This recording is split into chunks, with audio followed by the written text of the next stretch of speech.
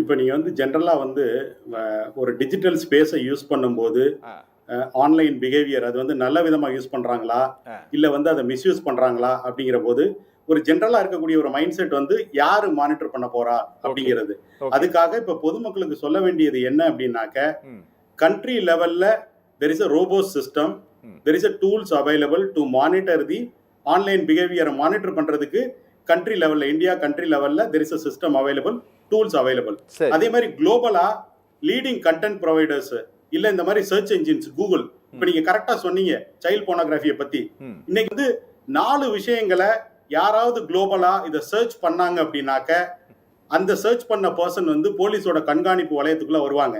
என்னென்ன 4 விஷயங்கள் அப்படின்னாக்க, கூகுள்ல போய் சர்ச் பண்ணும்போது பாம் மேக்கிங் அப்படின்னு சர்ச் பண்ணி அது ரிலேட்டட் உள்ள வீடியோவோ அது ரிலேட்டட் உள்ள கண்டென்ட்டோ இல்ல வந்து என்ன ஆர்டிகல் இருக்கோ அதை படிச்சா அது ஒண்ணு. செகண்ட் வந்து நீங்க சொன்னது மாதிரி சைல்டு போனோகிராஃபி, அது வந்து பொசஷன், அதை ஆக்சஸ் பண்றது, அதை டிசிமினேட் பண்றது, மூணுமே வந்து லீகல் ஆக்ஷன்ஸுக்கு உட்படுத்தப்படும். அது ரெண்டாவது. மூணாவது வந்து பாத்தீங்கன்னாக்க ஹேக்கிங் ஆர்டிகல்ஸ் பிளஸ் டூல்ஸ், அந்த ஹேக் பண்றது, கம்ப்யூட்டரை பத்தி ஹேக் பண்றது, நெட்வொர்க்கை ஹேக் பண்றதை பத்தி பார்த்தாலே அதுவும் வந்து இதோட கண்காணிப்பு வளையத்துக்குள்ள வரும். நாலாவதா உள்ளது pirated software, pirated movie software. இந்த 4 கேட்டகரி யாராவது கூகுள்ல வந்து சர்ச் பண்ணாங்க அப்படின்னாக்க இது எப்படி ஒர்க் ஆகுது அப்படின்னா, இந்த குளோபல் சர்ச் இன்ஜின் அவங்க வந்து தே ப்ரொவைட் தி டேட்டா. அவங்க வந்து பேக் எண்ட்ல வந்து நீங்க சொன்னது மாதிரியே அல்கோரிதம் இருக்கு. They leverage the artificial intelligence to detect இந்த மாதிரி ஒரு பேட்டர்ன்ஸ், இல்லீகல் ஆக்டிவிட்டியோட லிங்கா இருக்கக்கூடிய பேட்டர்னை வந்து டிடெக்ட் பண்றது கூகுள் எடுத்து அது இன்டர்போலுக்கு போகும்.